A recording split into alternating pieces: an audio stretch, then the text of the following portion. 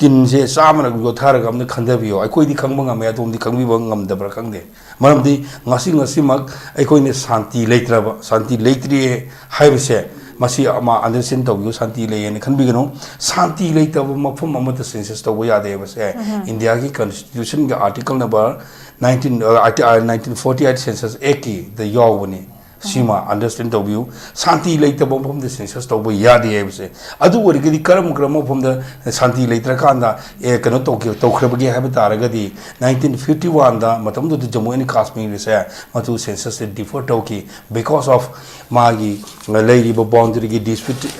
Pakistan occupied Kashmir to Tigatra Tiroidra Kashmir the Soxicam Tig and having dispute with Tigi Tigite then 19 Hana Hagidiko 1961 gi sidasu huzik hana mamang ida nefa ni khangaramba huzik na Arunachal Pradesh ani ko jaga se masisu anuba Arunachal Pradesh oikalakpagi magi infrastructure mayam se aduna wat number moidana madu default ogi sumai tawdana 1981 da Assam gi huzik le potu thigani haina lok thu motungda sahi manga matungda haibadi Assam accord gi matungda sahi manga thingter gi thigi sumaina matung 91 la ka anda huzik Nagaland gi oiba wakanu sisu akoi irang le bidan morom midana Jammu and Kashmir jaga sisu pasi thigide bagi moram di thigide ri mafum aduda shanti raitaba aduna magi section number 3 da 1948 ki goi census act 1948 ki section number 3 da yausi nangna thigidoriba jaga do census thigidoriba jaga do da khud ki oiba natural ki oiba disaster thoglaba yum kai tekwa kadugi nonglai nungsilakba earthquake lakba khangodana conflict thoglaba lan thoglaba adugum oiba taragadi matam kanogi matungina defer to yai maramdi census aibasi amna maru oi census to matam da normalcy amasung peace to godami haiba leiba aduna mafum aduda yaba thiba yaba ko di partly thiyo adu yada bo di defer to haida amasu panjaba adugi ponji lakpu matam da hogji akoi manipur da peace leiribra haibasi lengak posing namde khangbiyo peace kar gumba leiba taragadi honorable aikogi deputy chief minister obiriba nagagi ama yawiripsi mafam sida laaga kaidugi ma tibu yawdribna ma present tawdribna virtual dama assembly form yawribna this is one important question aikoi leiriba community ha kogi nan naga hajajini aduna akoi ne sik leiriba aikoi ne lejeriba koi maidai haiba tare beli de leiba kamusina sing de kya meaning ta tam sat pange adu ching gi manakta leiriba nganang na tuiba ani akoi gi community ani gi manakta lambi thingjem khot ba ma sikse now we are boiling very boiling session namde leni si gi tanza sida census tawgani haibasi mati laibok tibani marmuduna aina mamang da haiji gi ba mayam gi reason mayam ma yamna scientific oiba reason mayam da pira kanda laibiri ba aikoi gi kanona akoi lengak posingna default tawbo yai haiba report amusu laibani na laibiri ba LM kano legislative assembly singna laibiri ba magi causes magi laibiri mayam singa reason da pira kanda matam khara thaido bi haibase masina amata ngairaba Shanti oina tawbo yaba aikogi yaithoko poni adugi marak sida yaitho matungda national register citizen NRC natraga manaba makalgi equivalent oiba any mechanism am putho kanda mitop sing khando u haibani masida ya raktergadi aikogi tungi damukte khalaga nakhoigi anakhoi haja waru bigino laibiriba lengak po kangu singchina nakhoi ama ani khaktem gi khalla kanda sarkar gi khalla kanda o natre harika community gi ni gaini khalla kanda o thokbu ga yar gaini no koina khalla ka tawringa da leibak mangu du surpudi aikoi tungi damukte khalla kana makhal makha kya gi koi khongjang samsin na ba manipur miyanga laimine community khuding maka si amuktang understand the view Doctor Changjan go to Kongjang ase Maitei Kakigi nate Laminary ba Lemhori ba Manipuri have say ex Manipuri have come in a Pulika Kongjang something and about koi same surgery Maram Uduna Momotan Kandabira Kanda Tungidamuk the Kalakanda default to be you have seen default to we are the ability default to be you have seen default to Nanaba Aduga NRC Netraka Manaba Makandi equivalent Karma Putokati Habumatamsa I quake population Amusung public hell I was here Masigi Laneri the population Mari Lemne population haiba posisu 7 schedule India gi constitution 7 schedule gi list number 2 da haidare concurrent list yawuni masida yawbutu gi matung ina aikoina anuba kanom samjaraga hoji adom na to bigina hairiba special intensive revision है तो मधु census के मरी लेंदे intensive कौन-गी special intensive revision दा फंगक पर दता दो कलम दा utilize तो कदी के हाई बपो तो मधु सु खंडा बिरकान दा साइ पी बा करें कौन-गी union list पी बा कि union का करें list पी बा पवार की मतुंग ना कमाई तो कदी हाई बसे नोंग मनी निसी के मनुंग दा हिंग दिन तुम बचा बकतना who is the expert who are the expert कना लेगे कना लेगे तो थीबेरगा मधु डिसीजन लहोब खक्तना अखोगी तुंगी सा सुसिंगी तुंगी दमुक्ता अखोई फिरेप लहोब चुंगमनी अदु नत्रगदी ngasi थेंगनरी पोसे मसी साथीवा मयाम अमा थोलकनी हैबसी मितु उदुना लेरबा खंगदुसु लेरबनीना मसी वाखन खंथबी मतम ओइरी ओजा कमाइन थंबिनी हुजिक अखोई लेरिबा वफम सेदा कयामुक यामदा मसी ममांगै देसु कोइना तालगा लाकपा मयाम हाइरगा लाकपा मसीना सोखलक मयाम अमा अखोई लेखले illegal immigrant ने अचौबा इशू लेमदना अखोगी local economic strain दा अचौबा लाकनी cultural identity दा अदुगा अखोगी demographic imbalance मयाम लाकपा अखोइना पोसिमा सुंगमसे मयाम लेब मरमना हौजिकसी policy makers सिंग politicians सिंग गिदा मखोइना लौखटफम थोकपा थौदांग मखोगी नाकोंगदा यौहनदबा यादबा पोट मसु लाए कन्ना मयाम हौदना हुजिक सिगी नक्सिलक बस्तेदा अखोइसु तौरई हाइतारे अदुना सी मतांगिरा ओजागी कमाइन थंबिनी ओजा सिगी North Eastern window being Bidiva Manipuri Pumnam Puikon Kurumjari, Lonan Penelis Madi, and Karpusu Kaikum no Butchery. A Sigi to Big Star Hiracy, NRC before delimitation Ivan. Aduga, Sigi to Big Sig Marilina, who's in Manipur me, and the sum of the bomb of policy, NRC Hevsicarino, delimitation Hevsicarino. Other Siga mentioned about Huzik Sig Marilina, but SIR, Namus Songtori, those census I was Songtori, Marine was with some of the village. Other the NRC Carino, delimitation Carino, SIR Carino, census Kandragadi, Modum Kandragadi, Quina, Borisana, Karasunga, the Mali, and Kangi. Makti NRC Gimaramda, Aduga delimitation Gimaramda, Natriga demographer Gimaramda, ID expert Mudinate, Aduga, Dugimaram Sunaina, doctorate Amusunate, Adubo, Laiba Manipuri, issue Sida Kuitangai for the Nahuzi, or which is the Karigumakara, the Hodawayade, illegal immigrant go over problem, Amalade, Masi come down the soap to Kotegi, having Matanga, Chensung Jaba, Misakamoina, campaign for just and a fair delimitation, Gimakidi, Aina Muchin Jaraka, you from Karatamzage, Mayam the shoe. Puning sing na tabigani tabig doriba is no mayam sing na politically oiba bias oiba waklom da leiraga I tabi ba taragadi sis nakan one of the negative sat pe yawgani haitare adu sing na sida NRC hevji karino ayu huji inkarna haibadu zum lakchi ko NRC hevji karino haibadu national register of citizen namni adu sidi English ni mikte londi kai haibno haibon thamda leiriba India haiba lebak sida leiriba mi mayam sing se अखोई मी मखल अनि अखोइन उबयाय अमना India हाइबा लेपाक सिदा लेजबा मसागी मी अदुबु करी कवि citizen करम citizen Indian की citizen हबा India की citizen अमा अदुगा अतोपा कांगबु अमना इंडिया हाइबा लेपाक सिदा तंगाई फदना लेतबा यादबगी लेबा करमबा अतोप लमगी मी मयाम लाक्सनबा लाखुसे मखल अनि नि अमना से सांग पायरगा लेबम थोक लाकबा कांगबु अमा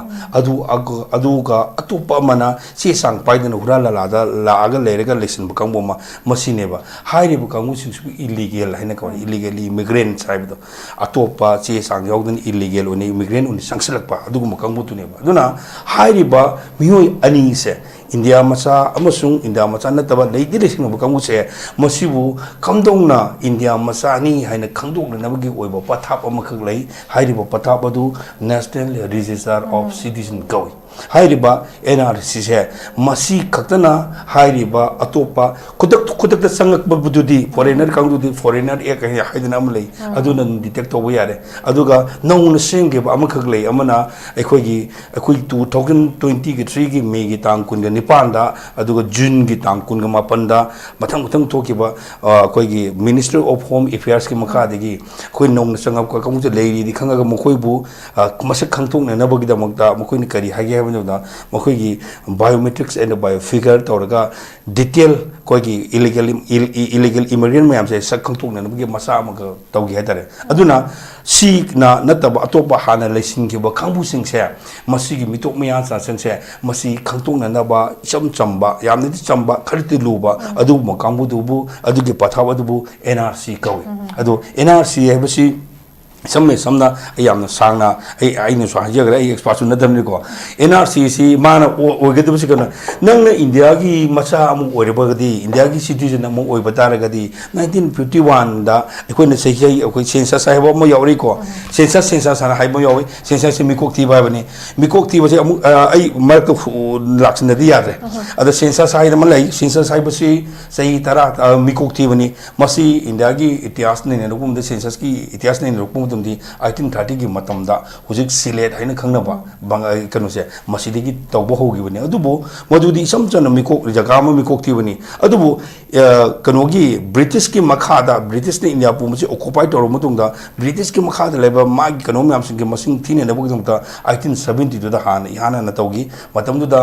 वाइस रॉयस ओइबा लॉर्ड मेयर को अमगी मखादा तौगी बनी सिंग मखादा अदु मतमदुदा माना तौगसु याम सिस्टेमेटिक ओइबा खरा वाक्ति हाइदि इनसिंक्राइज ओइगी aduna maru mudana 1881 digi mikok thir ka sei tara koding ge dum thiruna lakuduna kaidore haibo tamda hojik akhoi gi hojik laiba 2020 ga 6 da thiga do se 2021 thiga ni madu pulamna tara ka ruk su bani hada thiga do se sense thiga ni haje anmane thirakpa sei tara koding gi thirakpa du gi sense saiba mikok thiba do madu gi khwai digi latest oiba ख्वाइदिगी latest ओइबदा तौरगा NRC तौगदुने दा 1951 दा मिकोक थीब मतमदा Indiana निंखा तमबो मतुंगदा थीगेबा इहान 1951 थीगबदो अदुदिगी census दुदिगी लौर कांदा 51 गे ममांगदा लेरंबा XYZ अमगी मामा बापा अमदुगी मसा मसु सिंग दुदी इंडियन सिटीजन ओइबा यागनी हाइना मान अम पीरी देन अमना होजिक करिगुंबा इंडिया हाइबा लेबाक सिदा अखोय इंडिया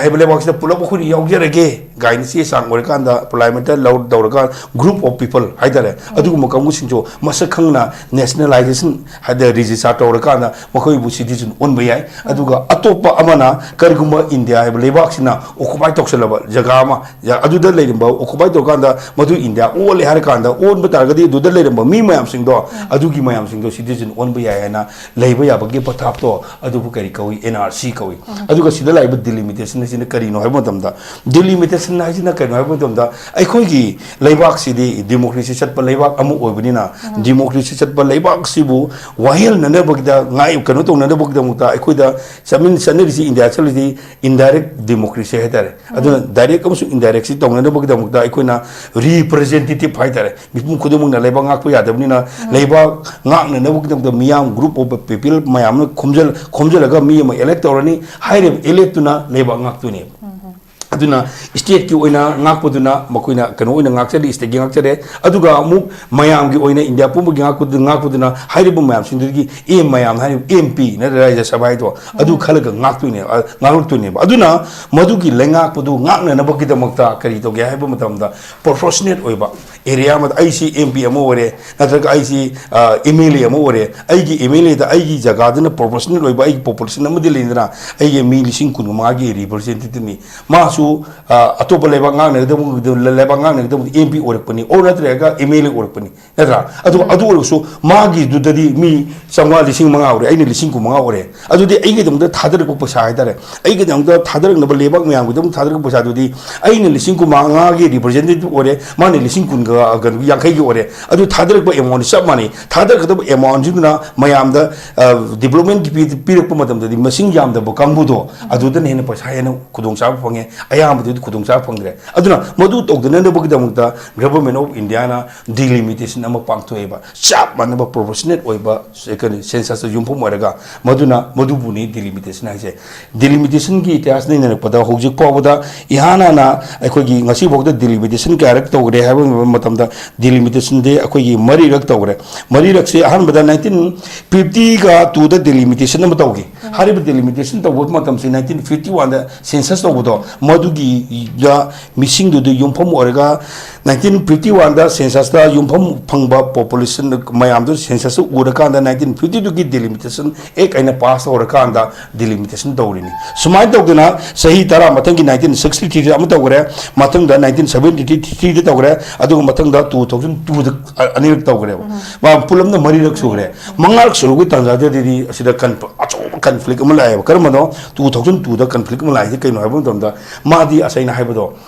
लेबाक से ngak na lebuk dam representative khando ni na representative khanbo tam sida kari lege mo tam da missing yam ba sida mukta na re ba missing yam ba ta na mo tam da leiri ba lok sabha gi hujik leiri ba sit masing sanga ga ka no di fu manga ulam ba ya ko adu gi duda pham na ba hona ba tam da delimitation tor mo tam da kari to ge sida ka chau conflict mo le south ka adu ka north ka conflict mo le ba man di delimitation de mi masing sum jam tor ko ni upai le de mi ji mp masing yam mak ta ba ya ta tan jam lakwa masigi tanjada maruina north changwa side ta bihar waina khangnaba bihar aduga adega si uttar pradesh rajasthan adeg up asini singbu jaga jidi family planning tawdreba makhodi family planning tawdabani mi ji maching nam hengalakpani na makhoi delimitation tawda mp masing hengaleba aduga south ta leba kerala guma tamilnadu guma karnataka guma di akoi family planning taweba family planning tawbuna marmoida makhoji mi angang poktre marmoida delimitation tawbo tamda sisi yam hengatreba aduna madugi problem se malakpadigi akoi 2022 lepkibne ba aduna 1965 19 gi kanogi matamda akoi emergency matamda 1975 tegina 1970 si fawgi mulda manipur da akoi india pumu gi ona akoi family planning to bum matamda india gi dum da phana dum ne no khonarba mi henkaladi awa india wa ne na family planning to bum matamda note lebo kangu dina family planning imgire south lebo kangu china ka dore akoi family planning inbadigi hojikti akanba issue ma lere south ka north ka blocks da ani ton khai de aduna hojik lai riba nauna sem ka leba kanu se akoi gi mp akoi gi parliament house side masida hojik thali sitche kya lege haibu mutamda sitche sanipan ga mofu nipan su re hojik adu delimitation tor mutamda engine ner bane ba henglo sangwa ga ni fo ma le mo to modu hekalbo ma adu hekalbo mutamda di kamai to ge haibu mutamda south leba kangu du di ya masing yam hengatre aduga north leba kangu du di hengakadore adna hojik stop to riba delimitation de free store le riba masigi delimitation gi sitogbu yani yaro yani yan to bodi india gi constitution gi amendment maya 42nd amendment 1976 to gre IT4 amendment 2001 to gre IT7 amendment 2003 to gre sina delimitation to mo tam da kali da base of 2001 da mikok thigi bodo adu da mikok thigi bodo di base to ga hinkat kan hinkalu ko ni hojik mari to na riba adu ni delimitation ai mayam da khangna ba tam jabani duga amana hojik akoi khangmo ngam census census ai bajina mu asai chai tara khuding pangtok kadaba tara khuding pangtok kadaba pangtok taba ya taba pangtok kadaba matang pangtok tu na la ko se maru oina akoi india na ningkha tamoba leiba ka mu ore pudi 1951 digi 61 digi 71 digi 81 digi 91 matang thirak pasana hojik phabu to sin nipalak su godoi ne ba adubu yamna phaba akoi gi census sai karida base tawdoino census si karida muk torino aibada asai gi india gi manipur da india da leribo mi mem sing se henkalak ba ko bunina henkalai ba khuding ma gi award apa maya mum lere pun development to project se mum sebang na bu gi da leriba mafam mum da leriba jaga khudum loina mikok thi gi doine ba ado mikok thi bai se asai kanonu sagre makhal ani ni face ani soi amana kai do ba amana yum masin thi ba ma yum pok thi ba english ta na house listening housing census aduga atopo no amana ko mikok thi ba population enumeration je masini ani thoje adu laibuk thi badi sei tara khudi gi hengalak ba awar apa maya no siam na bu gi damuk census to godo ba se ai khoi gi manipur sidadi asai gi point lak chala gi asai wang de gi matungina kai waisala ke haibu matam da koi Pujadi census to biganu census to room tom da ikodi hena disadvantage oire haibidigi akoi to biganu aina huji akoi ho musang saliba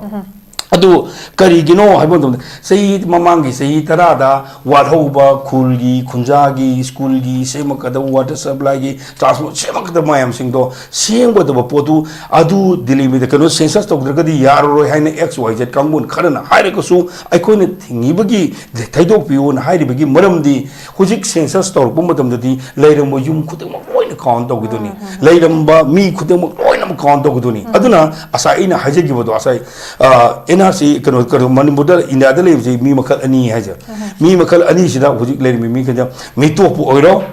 o natre harga akoi india machabu oro loina ma occupy ta thiraga maduda amagi scheme pa kano gi development gi scheme mayam sema ko dene ba masi gi toksalak bu matam da akoi manipur da de mi top mayam ma leire aina khangab leire banina madudi gi hairi ba mi kok thiba matam sida mi top mayam sing se लोइनी यौसिनग्रगनी अदुने यारबो मखैदि मितोपसे TV की गनु हाइबनेबा अदुबो लाइबा तंजा आई कितंग सांग लोगे वरो या होय गांगजरजु गांग तोगे अदुबो लुरिबा तंजाति करिनोने नंगना हारिदुबो हेदा मितोप करम कान संग्रगेने हाइना हाइ वांग मला कुदागदि अखोय साइ अखोय नाउ सादन हाइबिगिबदनि अखोयना सही तरा खुदिंगी मिकोक तीबदा आई डॉक्यूमेंट दो आई सानदि यावजरक्तरा आई मियाम दai tamjage document on in hin yaukre aikoina mikok thibo tum sei tara gi mikok thibo matam sida 1991 da leijeramba mi gi sang duga 2001 da mi gi thirakpo matam da manipur state ki mafam sida yamna hengat khapam thok ba sang degi hengat pa mayam mu thengnare maru oina leiriba hujuk matam du di district yam dri ko adu matam du da leiriba district mayam sing dugi manungda senapati gi district ne ukhul gi district ne sandel gi district ne chuchanpur gi district ne hariba jaga sida hengat from sang de yam thung hengat la meba maru oina district mayam sing dum thugarega sub division mapanda mau maram subdivision pau mata subdivision purul subdivision cycle gafazol subdivision aduga somnu ukhul gida akoi gi kasom khulen subdivision aduga sandel gida more subdivision aduga masi subdivision aduga sandel headquarters subdivision amadi sakpi karong subdivision hai bajaga sida henkat phom thokpa chang de gi mayam henkalameba se kudum oina ai isam samna haribada ai atei ai kano tokjaroi singi jaga de henkalami ba jaga se sokol hoji koina naga haina khangnari sinau dominate toruba jaga hengat bakhara ama aduga hojik mayamna hainariba nan naga kangu sabitare nan naga kangu singna moina khunda leita ba kangu da hengalam kangu ba ani ki sangse se 2001 da mikok thibo matam da fangiba mayam sing do ai samjat khar samjan jarge adu sangji yengbo matam da naga gi jaga da hengalam kangu sing duna si khakta da hengalam ba mi masing thira kan da yawum da ba adu somna kan da akoi nan naga gi jaga da hengalam kangu sing do adudi mana sie de ira mop sang se ayu maru ne sakpi karongi subdivision da 1991 mi koktibo matam da leiram basi mi 21795 leiram me aduga maduna 2001 gi mi koktibo matam da 46000 chonkhala mane 100 ta habwa mane le 100 chonkhala mane masi decadal growth ne sei tara gi yeng mo matam da dikaya oram gi haba matam da so 116.17% orame masi prithvi de leite prithvi de leite नेबा अदुबो पृथ्वी the लेतब पोसे renew recheck तो मतम the लेरे mummy दि Louis लेरे मने count तो मदल see the low यो लेरे मने तो म थोलो चाव लुई थोलक बनेबा मसी खराइ दो न मुन यंग मतम द मसागी नेचुरल ओइन लेजे द ग्रोथ रेट तु गिब तक द मपान दि लाको मी मयाम यावरे न कोइ विनेस ओइग्रेबा विनेस तो खंग्रबनिना होजिक मिकोक थिबो मतम द हाइरबि यावखिबो मयाम सिंग दो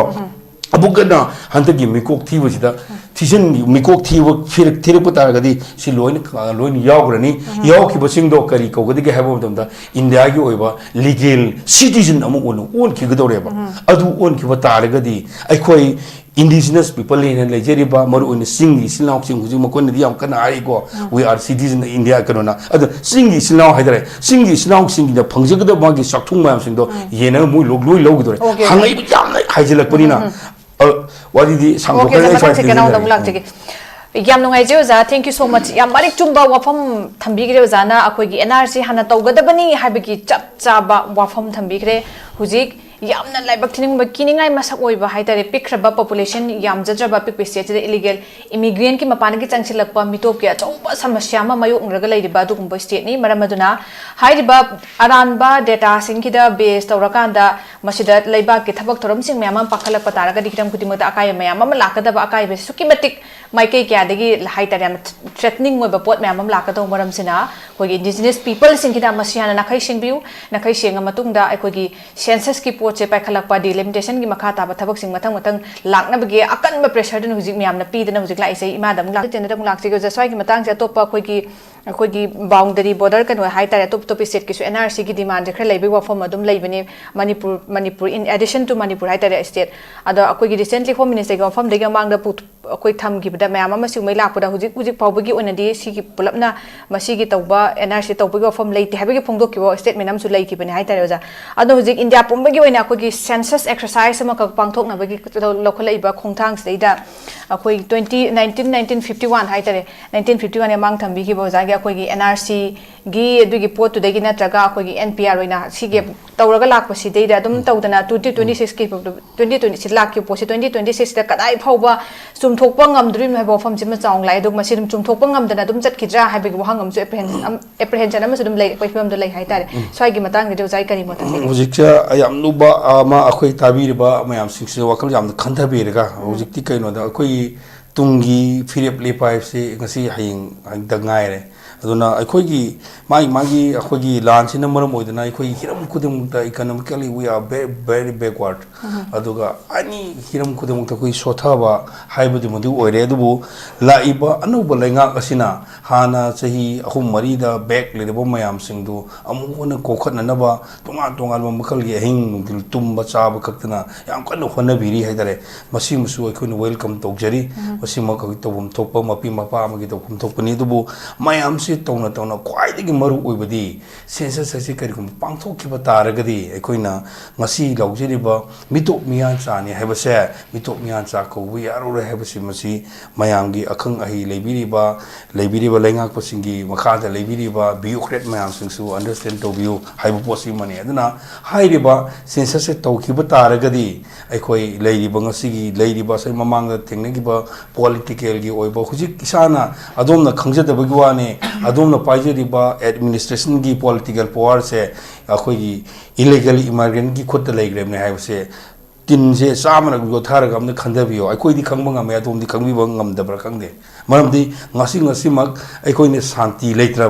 ꯂꯩꯇ꯭ꯔꯤꯌꯦ ꯍꯥꯏꯕꯁꯦ ꯃꯁꯤ ꯑꯃ ꯑꯟꯗꯔꯁꯇꯦꯟ ꯇꯧꯕꯤꯌꯨ ꯁꯥꯟꯇꯤ ꯂꯩꯌꯦꯅ ꯈꯟꯕꯤꯒꯅꯨ ꯁꯥꯟꯇꯤ ꯂꯩꯇꯕ ꯃꯐꯝ ꯑꯃꯗ ꯁꯦꯟꯁꯁ ꯇꯧꯕ ꯌꯥꯗꯦ ꯍꯥꯏꯕꯁꯦ ꯏꯟꯗꯤꯌꯥꯒꯤ ꯀꯟꯁꯇꯤꯇ꯭ꯌꯨꯁꯟꯒꯤ ꯑꯥꯔꯇꯤꯀꯜ ꯅꯝꯕꯔ 1948 ꯁꯦꯟꯁꯁ ꯑꯦꯛꯀꯤꯗ ꯌꯥꯎꯕꯅꯤ ꯁꯤꯃ ꯑꯟꯗꯔꯁꯇꯦꯟ ꯇꯧꯕꯤꯌꯨ ꯁꯥꯟꯇꯤ ꯂꯩꯇꯕ ꯃꯐꯝꯗ ꯁꯦꯟꯁꯁ ꯇꯧꯕ ꯌꯥꯗꯦ ꯍꯥꯏꯕꯁꯦ ꯑꯗꯨ ꯑꯣꯏꯔꯒꯗꯤ ꯀꯔꯝꯕ ꯃꯐꯝꯗ ꯁꯥꯟꯇꯤ ꯂꯩꯇ꯭ꯔꯀꯥꯟꯗ ꯀꯩꯅꯣ ꯇꯧꯈ꯭ꯔꯕꯒꯦ ꯍꯥꯏꯕ ꯇꯥꯔꯒꯗꯤ 1951ꯗ ꯃꯇꯝꯗꯨꯗ ꯖꯝꯃꯨ ꯑꯦꯟड ꯀꯥꯁꯃꯤꯔꯁꯦ ꯃꯗꯨ ꯁꯦꯟꯁꯁꯁꯦ ꯗꯤꯐꯔ ꯇꯧꯈꯤ ꯕꯤꯀꯣꯁ ꯑꯣꯐ ꯃꯥꯒꯤ ꯂꯩꯔꯤꯕ ꯕꯥꯎꯟꯗꯔꯤꯒꯤ ꯗꯤꯁꯄ꯭ꯌꯨꯠ ꯄꯥꯀꯤꯁꯇꯥꯟ ꯑꯣꯀꯨꯄꯥꯏꯠ ꯀꯥꯁꯃꯤꯔꯗꯨ ꯊꯤꯒꯗ꯭ꯔꯥ ꯊꯤꯔꯣꯏꯗ꯭ꯔꯥ ꯀꯥꯁꯃꯤꯔꯒꯤ ꯁꯔꯨꯛꯁꯤ ꯀꯌꯥꯝ ꯊꯤꯒꯅꯤ ꯍꯥꯏꯕꯒꯤ ꯗꯤꯁꯄ꯭ꯌꯨꯠ ꯂꯩꯕꯗꯒꯤ ꯊꯤꯈꯤꯗꯦ ꯗꯦꯟ ꯑꯩ ꯍꯥꯟꯅ ꯍꯥꯏꯈꯤꯗ꯭ꯔꯤꯀꯣ 1961ꯒꯤ ꯁꯤꯗꯁꯨ ꯍꯧꯖꯤꯛ ꯍꯥꯟꯅ ꯃꯃꯥꯡꯉꯩꯗ ꯅꯦꯐꯥ ꯍꯥꯏꯅ ꯈꯪꯅꯔꯝꯕ ꯍꯧꯖꯤꯛꯅ ꯑꯔꯨꯅꯥꯆꯜ ꯄ꯭ꯔꯗꯦꯁ ꯍꯥꯏꯅ ꯀꯧꯔꯤꯕ ꯖꯒꯥꯁꯦ ꯃꯁꯤꯁꯨ ꯑꯅꯧꯕ ꯑꯔꯨꯅꯥꯆꯜ ꯄ꯭ꯔꯗꯦꯁ ꯑꯣꯏꯈꯠꯂꯛꯄꯒꯤ ꯃꯥꯒꯤ ꯏꯟꯐ꯭ꯔꯥꯁꯇ꯭ꯔꯛꯆꯔ ꯃꯌꯥꯝꯁꯦ ꯑꯗꯨꯅ ꯋꯥꯠꯄꯅ ꯃꯔꯝ ꯑꯣꯏꯗꯅ ꯃꯗꯨ ꯗꯤꯐꯔ ꯇꯧꯈꯤ ꯁꯨꯃꯥꯏꯅ ꯇꯧꯗꯅ 1981ꯗ ꯑꯁꯥꯝꯒꯤ ꯍꯧꯖꯤक ꯂꯩꯔꯤꯕ ꯄꯣꯠꯇꯨ ꯊꯤꯒꯅꯤ ꯍꯥꯏꯅ ꯂꯥꯎꯊꯣꯛꯎꯔꯕ ꯃꯇꯨꯡꯗ ꯆꯍꯤ 5 ꯃꯇꯨꯡꯗ ꯍꯥꯏꯕꯗꯤ ꯑꯁꯥꯝ ꯑꯦꯀꯣꯔꯗꯀꯤ ꯃꯇꯨꯡꯗ ꯆꯍꯤ 5 ꯊꯦꯡꯊꯔꯒ ꯊꯤꯒꯤ ꯁꯨꯃꯥꯏꯅ ꯃꯇꯨꯡ 91 ꯂꯥꯛꯑꯀꯥꯟꯗ ꯍꯧꯖꯤꯛ ꯅꯥꯒꯥꯂꯦꯟꯒꯤ ꯑꯣꯏꯕ ꯋꯥꯀꯟꯁꯤꯁꯨ ꯑꯩꯈꯣꯏꯒꯤ ꯏꯔꯥꯡ ꯂꯩꯕꯅ ꯃꯔꯝ ꯑꯣꯏꯗꯅ ꯖꯝꯃꯨ ꯑꯦꯟड ꯀꯥꯁꯃꯤर ꯖꯒꯥꯁꯤꯁꯨ ꯃꯁꯤ ꯊꯤꯒꯗꯕꯒꯤ ꯃꯔꯝꯗꯤ ꯊꯤꯒꯗꯧꯔꯤꯕ ꯃꯐꯝ ꯑꯗꯨꯗ ꯁꯥꯟꯇꯤ ꯂꯩꯇꯕ ꯑꯗꯨꯅ ꯃꯥꯒꯤ ꯁꯦꯛꯁꯟ ꯅꯝꯕꯔ 3ꯗ 1948ꯒꯤ ꯑꯩꯈꯣꯏ ꯁꯦꯟꯁꯁ ꯑꯦꯛ 1948ꯒꯤ ꯁꯦꯛꯁꯟ ꯅꯝꯕꯔ 3ꯗ ꯌꯥꯎꯔꯤꯁꯤ ꯅꯪꯅ ꯊꯤꯒꯗꯧꯔꯤꯕ ꯖꯒꯥꯗꯣ ꯁꯦꯟꯁꯁ ꯊꯤꯒꯗꯧꯔꯤꯕ ꯖꯒꯥꯗꯨꯗ ꯈꯨꯗꯛꯀꯤ ꯑꯣꯏꯕ ꯅꯦꯆꯔꯦꯜꯒꯤ ꯑꯣꯏꯕ ꯗꯤꯖꯥꯁꯇꯔ ꯊꯣꯛꯂꯛꯄ ꯌꯨꯝ ꯀꯩ ꯇꯦꯛꯄ ꯑꯗꯨꯒꯤ ꯅꯣꯡꯂꯩ ꯅꯨꯡꯁꯤꯠ ꯂꯥꯛꯄ ꯑꯥꯔꯠꯀ꯭ꯋꯦꯛ ꯂꯥꯛꯄ ꯈꯪꯍꯧꯗꯅ ꯀꯟꯐ꯭ꯂꯤꯛ ꯊꯣꯛꯂꯛꯄ ꯂꯥꯟ ꯊꯣꯛꯂꯛꯄ ꯑꯗꯨꯒꯨꯝꯕ ꯑꯣꯏꯕ ꯇꯥꯔꯒꯗꯤ ꯀꯩꯅꯣꯒꯤ ꯃꯇꯨꯡ ꯏꯟꯅ ꯗꯤꯐꯔ ꯇꯧꯕ ꯌꯥꯏ ꯃꯔꯝꯗꯤ ꯁꯦꯟꯁꯁ ꯍꯥꯏꯕꯁꯤ ꯌꯥꯝꯅ ꯃꯔꯨ ꯑꯣꯏ ꯁꯦꯟꯁꯁ ꯇꯧꯕ ꯃꯇꯝꯗ ꯅꯣꯔꯃꯦꯜꯁꯤ ꯑꯃꯁꯨꯡ ꯄꯤꯁꯇ ꯇꯧꯒꯗꯕꯅꯤ ꯍꯥꯏꯕ ꯂꯩꯕ ꯑꯗꯨꯅ ꯃꯐꯝ ꯑꯗꯨꯗ ꯊꯤꯕ ꯌꯥꯕ ꯑꯣꯏꯔꯗꯤ ꯄꯥꯔꯠꯂꯤ ꯊꯤꯌꯣ ꯑꯗꯨ ꯌꯥꯗꯕ ꯑꯣꯏꯔꯒꯗꯤ ꯗꯤꯐꯔ ꯇꯧ ꯍꯥꯏꯅ ꯑꯃꯁꯨ ꯄꯟꯖꯕ ꯑꯗꯨꯒꯤ ꯄꯣꯏꯟꯠꯁꯦ ꯂꯥꯛꯄ ꯃꯇꯝꯗ ꯍꯧꯖꯤꯛ ꯑꯩꯈꯣꯏ ꯃꯅꯤꯄꯨꯔꯗ ꯄꯤꯁ ꯂꯩꯔꯤꯕ꯭ꯔꯥ ꯍꯥꯏꯕꯁꯤ ꯂꯩꯉꯥꯛꯄꯁꯤꯡꯅ ꯑꯝꯇ ꯈꯪꯕꯤꯌꯨ ꯄꯤꯁ ꯀꯔꯤꯒꯨꯝꯕ ꯂꯩꯕ ꯇꯥꯔꯒꯗꯤ ꯑꯣꯅꯔꯦꯕꯜ ꯑꯩꯈꯣꯏꯒꯤ ꯗꯤꯄꯨꯇꯤ ꯆꯤꯐ ꯃꯤꯅꯤꯁꯇꯔ ꯑꯣꯏꯕꯤꯔꯤꯕ ꯅꯥꯒꯥꯒꯤ ꯑꯃ ꯌꯥꯎꯕꯤꯔꯤꯕꯁꯤ ꯃꯐꯝꯁꯤꯗ ꯂꯥꯛꯑꯒ ꯀꯩꯗꯧꯕꯒꯤ ꯃꯥ ꯊꯤꯕ ꯌꯥꯎꯗ꯭ꯔꯤꯕꯅꯣ ꯃꯥ ꯄ꯭ꯔꯖꯦꯟꯠ ꯇꯧꯗ꯭ꯔꯤꯕꯅꯣ ꯚꯔꯆꯨꯋꯦꯜꯗ ꯃꯥ ꯑꯦꯁꯦꯝꯕ꯭ꯂꯤ ꯐꯝꯕ ꯌꯥꯎꯔꯤꯕꯅꯣ this is one important question ꯑꯩꯈꯣꯏꯗ ꯂꯩꯔꯤꯕ ꯀꯝꯃꯨꯅꯤꯇꯤ ꯑꯩꯈꯣꯏꯒꯤ ꯅꯪꯅꯒ ꯍꯥꯏꯖꯔꯤꯅꯤ ꯑꯗꯨꯅ ꯑꯩꯈꯣꯏꯅ ꯍꯧꯖꯤꯛ ꯂꯩꯔꯤꯕ ꯑꯩꯈꯣꯏꯅ ꯂꯩꯖꯔꯤꯕ ꯑꯩꯈꯣꯏꯒꯤ ꯃꯩꯇꯩ ꯍꯥꯏꯕ ꯇꯥꯔꯦ ꯕꯦꯂꯤꯗ ꯂꯩꯕ ꯀꯥꯡꯕꯨꯁꯤꯡꯅ ꯆꯤꯡꯗ ꯀꯌꯥꯝ ꯃꯅꯤꯡ ꯇꯝꯅ ꯆꯠꯄ ꯐꯪꯉꯦ ꯑꯗꯨꯒ ꯆꯤꯡꯒꯤ ꯃꯔꯛꯇ ꯂꯩꯔꯤꯕ ꯉꯔꯥꯡ ꯊꯣꯛꯏꯕ ꯑꯩꯈꯣꯏꯒꯤ ꯀꯝꯃꯨꯅꯤꯇꯤ ꯑꯅꯤꯒꯤ ꯃꯔꯛꯇ ꯂꯝꯕꯤ ꯊꯤꯡꯖꯤꯟꯕ ꯈꯣꯠꯇꯕ ꯃꯌꯥꯝꯁꯤꯡꯁꯦ now we are boiling very boiling session namda leni si gi tanza sida census tawgani haibasi mati laibok thibani marmuduna mati aina mamang da haiji gi ba mayam gi reason mayam ma yamna scientific ko reason mayam da pira kanda laibiri ba aikoi gi kanona akoi lengak posingna defer to bo yai haiba report amusu laibani na laibiri ba LM kano legislative assembly singna laiba magi causes magi laiba mayam singa reason da pira kanda matam khara thaido bi haibase masina amata ngairaba shanti oina tawba yaba akhoi yeithoko poni adugi marak sida yeitho matungda national register citizen NRC natraga manaba makalgi equivalent oiba any mechanism am putho kanda mitop sing khando u haibani masida ya raktergadi akhoi gi tungi damukte khalaga nakhoi gi nakhoi haja waru bigino laibiriba lengak po kangu singchina nakhoi ama ani khaktem gi khalla kanda sarkar gi khalla kanda o natre harika community gi ni gaini khalla kanda o thokbu ga yar ga no khoi na khalla ka tawringa da leibak mangu du surpudi akhoi tungi damukte khalla kana makhal makha kya gi akhoi khongjang sangsin na ba manipur miyam ga laimine community khuding maka si amuktang allesson do view Doctor Changjan Godo Kongjang Ase, Maiti Kakigina, Laminariba, Lemhoriba, Manipuri Habase, ex Manipuri have Kamus in a Pulika Kongjang Sanction and the Bakoi, same surgery, and Maramuduna, Momotan, Kandabirikanda, Tungidam the Kalakanda, deport of be you, I was in a deport of we are the ability, deport of be you, I was in a deport of Nanaba, Aduga, NRC, Netrika Manaba, Makandi, equivalent Karma Putokatic Habumatamta, I quake population, Amusung public hell I was here, Masigi, Laneriba, the population of Marie population hypoposisu 7 schedule India gi constitution 7 schedule gi list number 2 da haidare concurrent list yawuni masida yawbutu gi matung ina aikoina anuba kanoma samjaraga hoji adomna tobigi na hiriba special intensive revision है तो मधु census के मरी लेंदे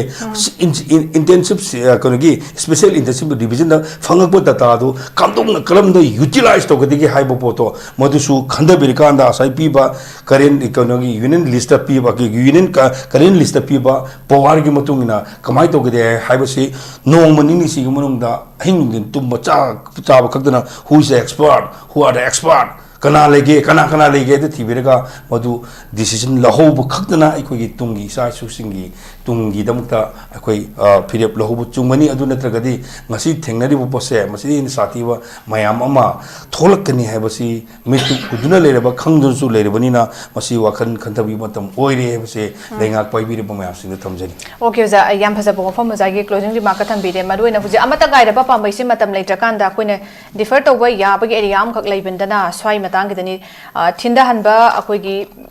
yagadra haibasi lengak na kari center da thinda hanba yana bi damakta takshin ba yabagi habado hoji phom go indi miyam da khangan bagi wafam se leitri adana hoji assembly su chathari bandana basi gi matang da kharaga henna koi hiram ji gi matang da warep laura kanda chumba kwem luraba tanja sida khongthang lokot pa hobudu chumye bofam do thamjage duga illegal immigration from neighboring countries je koina thengne present ka political ta demographic changes ta kayam gamna sathiba changes amuk masida khongthang lokol hodaga di lakadi ge bofam du su mayamam leire aduna ima da tanja sida policy maker singkina kayam hakchina lofam thu ye bofam du ni tentang thambiyo ja akoi gi hana mamang da su koi issue si amyamani issue mayam thing legi mayam sing issue mayam sing se lebi de matam du gi bureaucrat mayam singduna puksin singna akoigi politician mayam singduda highway da bama adigi maruina bureaucrat mayam singduna hire gasu matumdu leiba politician mayam singduna thoina tawbida ba haibama adugi poto akoi karamano chomano du khangdre ko karamano surja duguma mayam singduna maram oidana ngasigi film je lakpani haidare aduna tawdu ba issue mayam legre hainingre mayam amang pan musu nuaita ba aduna maram duna haing purbok to igen mo hajilakani haidare ko adu mayam lehare do hujikti Punama passes pass Hokri, Busing the Ekoyam, Kano, Nainarumsi, Nona Lakadaba, Lambishi, the Gidi Koyena, Sanction Minana Baduga, Sigi, census number of Mudina Leva, Monakai, and Ganikan walk under the Yampanga, Adugayam, height of a Portamangi, policy maker height of a Portamani, Haina, Id Loze, Duna, Labidiba, Bucret officer sing, advisor Mayam Singna, Labidiba politician Singna, Kasitan Makoida, Wakalama, Idiama people, Nanaba, Ida Pibiro, Akuju Pangal, Adongi Pangal, Lane Bogidamukta, Home Minister da, direct Wari Savaya and Aboda Akuju, Som da Kunto, way of Torque, Posi, Aina Hajasi Amna, Nungpan, Power Kana, Punum Gifana, no Potuni, no need to be really could him to Reneo. sini hajirse aduna na khoina lowa ngamoi haragadi aduma khoina khoi di tungi damuk da khala kana no ama ningam no ama ningam da kar khoi tungi lebak thuga ya bro haying tangam de hogdro bne to kanu de khoi kanu de khoi gi jungok thi bose aham ba nimitara mangani ni dogdo se self enumeration ne jone matudi gi mabna gi kanu april gi tang tara ga ma de ni mathang gi tang ta me mathang tha gi tang tara throbuk ta fil wak thar kudane masida hu bak ta hogre de hogre hogre kana ka thorige sida le ba ano no le yum ma lo yaw gurne yum yaw gura ka ma ai atai to khura idp ma sidi kamai to durige ba idp sida le ma sidi mo bidori ba house listening mo yaw dori bra ba si question the people ide yam arrive in phagi to sunu ya borete maduda manipur sarkar na ngamagadi noi ki lady list kunthau mi question da na khoi idp sing di tongan tawrin hai question mi yaw bra ba yaw de ba yaw de gadi si ki post le gadi le ba census department ki kamuna honorable sing da habi dir ga no ba yam lo pone si thijin gi bo matam da Chuchan Buddha Libiri ba Leramba, Mori the Leramba, Kampuda Leramba, Mamsi Libya, the Sida Lerina, Moria from the Moyum Lake and Kalani, Sida Moyum Hapsen Gani, Moyum Hapa is a movie, however, Lady Lip came to give Lady honor. Sarkari organa kari department sports department or sport department ki meme no ni adi club ki na daga kunada labor relief na club ki president the secretary mai mang le ni Mori the le roi Susan Buddha mai le roi Kampu le roi smai to na nanna ga kangu mayam sida le miro mayam sakhe mayam sing do mo su sida le kin le ni mo gi le ri ke bi wang gi ni house pun le ni mi amagi moi mang gi le roi le ri salary bo mi du gi le ni si akoi di khangi adu takpi de ura sineba adu da di separate do makano oidro Mori de mo ri dre Susan Buddha mai le dre adu separate oidro si posika understand to bio si podo mun khang le kan da ko na Poro sai mayam sing che masem tang ni sakanu he akuni plan smai dori he haidok pa yada plan am smai le ri so haibi ro ba aduna da bida akoi irang yam pamba ihau yam pambo ino ubigno madu ma ya totally unfair means ni adu yam phatta bu ani aduna akoina pami je census ki mayok to lebna te census kitang thaido khalaga afaba just and the fair I voice ni makte lu nagna asing wa chungma du yumpo mor mi ko tv wa ni masli heninga litre da okay sir thank you so much yamna phajaba khoi ki wafam new thabi je idp sing gi su yamna concern oi riba khuji tanjani ma khoi gi su new zan mayek seng hena panbi khre ima samudai helso ke lakpi ba yengiri ba khoi gi news tv gi notice window gi yengiri ba mayam sing dai nam tang haijo bomna khoi gi tawgudur census si khoi government of India na all over India gi ne torok to se masida moin haisi han ram ne census obo tamda laiba April tang amadi gi na September kuntra phaw gi manungda simung da pamthok bi hoy bane ba mi gi atop shanti leiba state mayam sina tonga tamna tawge ne le ba na shanti su leita ba koi manipur na September agi April tang amadi hongni je kari international sini ai koi gi thangna duna leba koi Nagaland je masi July de hogne ba akhoi gi na irang July ri bu jaga sida April amadi gi hogni na eta thabak pho sari je tawgonu madu hayam miyam na mayam sauraka na hena kano oil kani haida ado moina le so na hana pya ma ta chief secretary na si post do no ya yare lu senjare ado defense of be ba do yam ngai je ga sa khoi